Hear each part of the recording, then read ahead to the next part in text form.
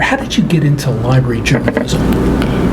Well, first and foremost, I am a librarian, and a proud librarian. The journalism thing is, I've been a media geek and a library geek my entire life. Before I became a librarian and went to library school, I worked after undergrad at the University of Kansas. I worked for 5 years at a suburban chain of newspapers in Chicago, and it was my mom who suggested it. Put two and two together. She goes, "You're a media guy and you love information." I was the type of kid who I don't know if I'm kind of unique, but I would just enjoy going to the public library, in the public libraries in suburban Chicago where I was raised, and just having a day, and today is whatever day, and I would peruse the reference books. I love reference. Matter of fact, there were times when, if the library would be closed on Sunday, I would come in on Saturday and say, "Can I borrow some of the reference books and take them home?" So I've always been a fact junkie. And so that goes along with the media. And my mom actually was the person who put two and two together. This is about 1993. So when the internet was still in its pre-web, we're still in the Gopher days. And she's the one that put two and two together. And I think that's not a bad idea. So I looked at some of the programs and I settled on, I didn't settle on anything. I went to a wonderful program at Wayne State University in Detroit. It was an incredible 2.5-year run there. Worked for several people who either were heads of ALCTS, Bob Holly, Judy Field, who became, a couple years after that, became the president of SLA. It was just an incredible opportunity.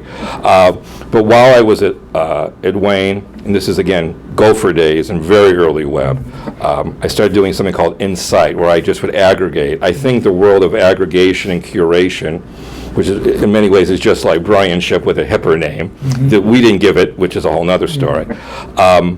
It's something I've always liked doing, and there's so much of it out there, and people really do value saving time. Saving time with a reader is part of library science, and with the volume that's out there, that's where I started. So I started Insight, and then I started at George Washington University, and then I was doing all sorts of other things, like something called Price's List of Lists, where I would do rankings. I love aggregating this stuff, and I love reference, so it was a perfect fit. Then I started something called Resource Shelf, and I did that for 519 weeks. So 1 week minus 10 years, and then a couple weeks I stopped that, and right after that I started infoDOCKET. A year goes by, and I then affiliate with Library Journal, and it's been a great fit. I love working with the LJ people.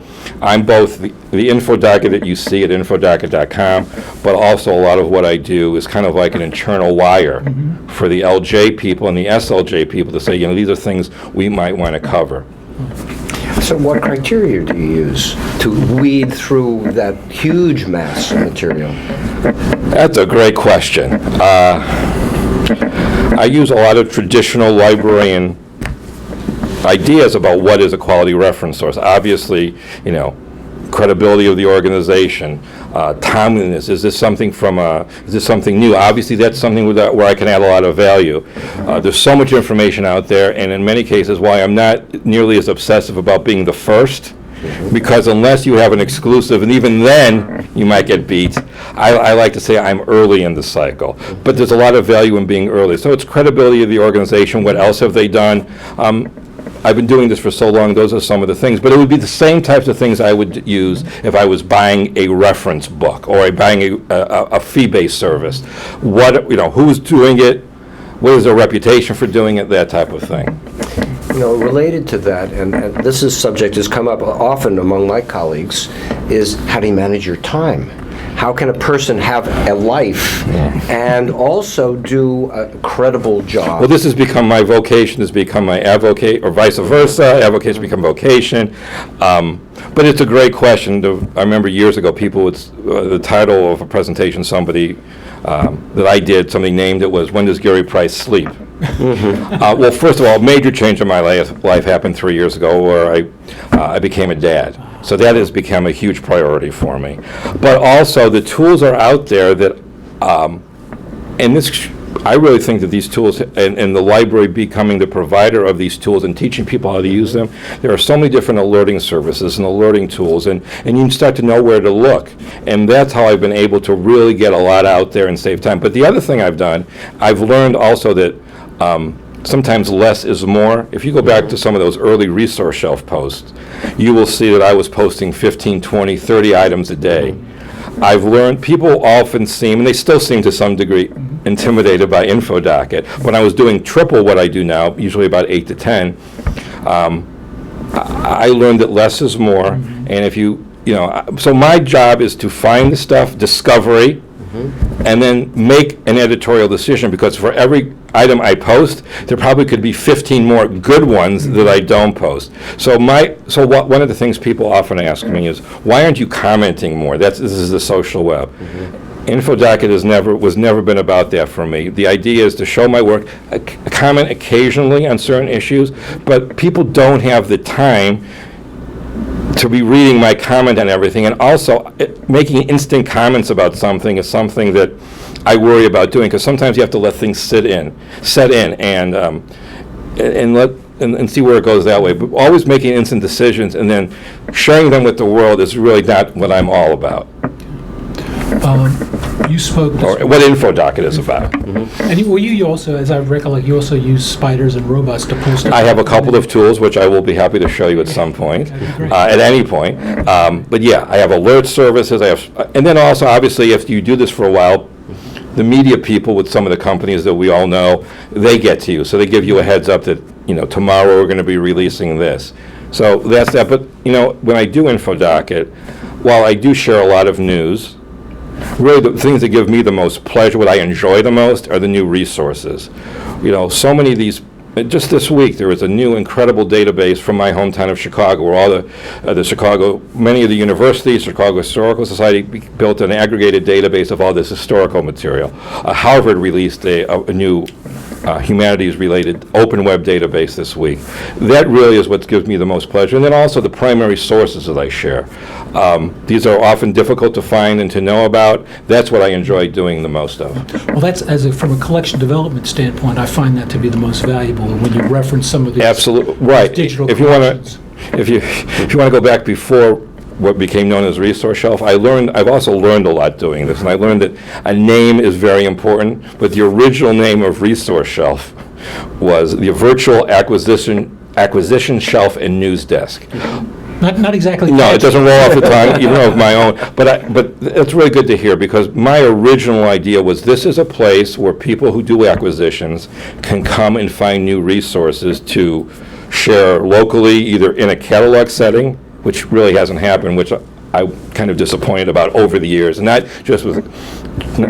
with Resource Shelf, but we don't put enough focus on a lot of these incredible open web resources that we should be. But also, that sharing the resources saves people like you and others time, because there's too much out there. It just grows exponentially every day.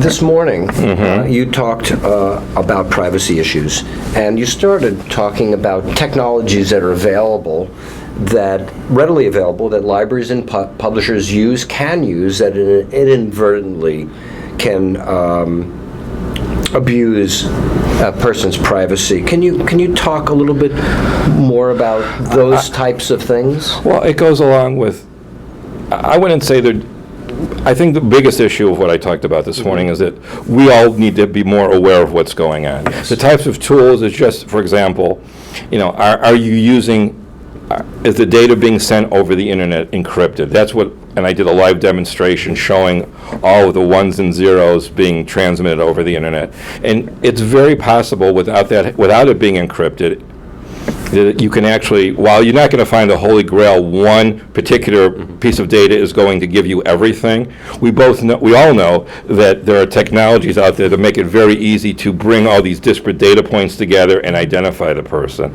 So that's what's going on. And my whole point is, while standards and best practices are absolutely important, and there are a lot of people doing that work, perhaps the easiest place and the most important place to begin is first awareness of ourselves as information professionals, librarians, and then sharing that information with our users. In this post-Snowden area, and I think one of the most important things for me that I said today was, this is, even if you put all the reasons why from a librarian, a traditional library standpoint, ethical reasons, to me this is a huge marketing opportunity for libraries to show themselves being relevant, timely, and imparting information that I think a lot of people want.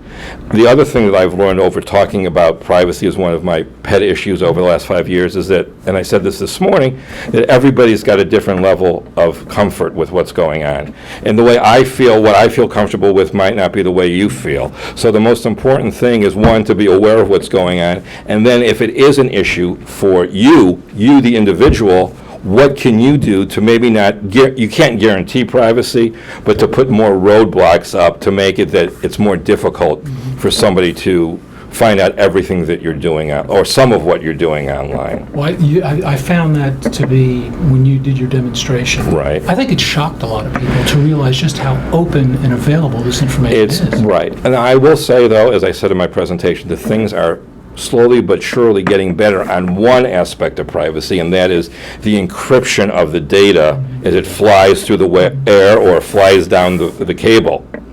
It needs to be better, but we've seen some movement in the last year of some major providers of databases and electronic resources going to an encrypted, but that is just one area of library privacy.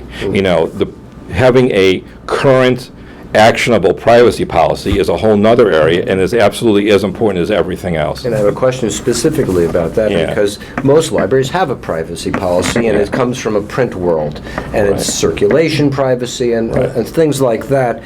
What advice do you give? Because a lot of the danger is not within the library anymore. It's within the information we give to our vendors, our database vendors, authentication data or usage data. What advice do you give to libraries? You have to act on it. It's what we talk about in so many areas, especially in the library. It all starts with education and awareness, and I've said this now repeatedly.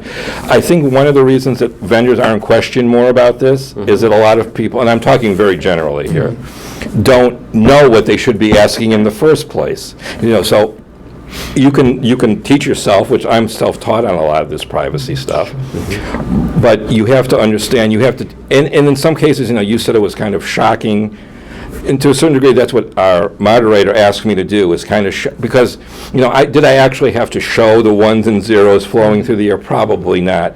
But in this case, visual is important, and when you actually see it, and then you can actually see that this person was looking here and this person was looking there, it becomes a bit shocking if you're not familiar with it. So one is awareness, and also along with awareness, you can be aware on Monday that this is going on, but by Friday or even Wednesday, it might be different. There's a vigilance that has to go on here, and if you're not being vigilant, if you're not having, for example, with a privacy policy, if you're not reviewing it several times a year, if not monthly, let's say, you're probably going to miss something. So you have to have a big view of privacy. Is not just the ones and zeros flying through the air. It's the policy. It's how you deal with your vendors. Now, at a certain point, I will have to say that you could take it to such an extreme, and this actually came up in the question today, that that you might not want to be online anymore. Do I use every single tool that I have in my arsenal all the time? No, but I'm aware of them, and I make the decisions about what works best for me. I will take the risk, whatever. But it's a broad spectrum, again, of comfort, and I just see every academic library and also public library having some type of center for privacy. And let me also add, and I really didn't get into this morning, or stress this enough, I think, is that it doesn't just have to be library privacy, meaning how do you deal with vendor databases, let's say. I think the library, both in a college and academic setting, and of course in your local community public library, should be a center for people to come and learn, make phone calls, text, whatever, about issues with privacy, update those presentations regularly, share with the media in your town or on your campus, and become kind of a center for privacy on campus. In the post-Snowden because libraries and privacy have gone together for a long time. So again, this is that marketing opportunity. But after the Snowden revelations came out a couple of years ago, you saw all sorts of people in the public's eye, commenting on this. I don't think I ever saw on any major news program, and there sure were a lot of them, somebody from the library world, where we actually have the reputation. Here's one place where we have a really solid, wonderful public reputation of being these, as I said before, these pillars of privacy, yet nobody was talking to us. They were going to the attorneys, to the government leaders. Well, why wasn't the library world a bigger part of that conversation? Well, our expertise just isn't as recognized as it ought to be in this area. Well, and that's what I said this morning. The privacy that people have come to expect, with good reason, in the print world has not kept up in the digital age, in which I think for another entire conference at some point or a session would be to learn from this. Why did this happen? We talked about this earlier. Why did this happen? Because I want to make sure, we all want to make sure that it doesn't happen again, because there will be other issues that come along.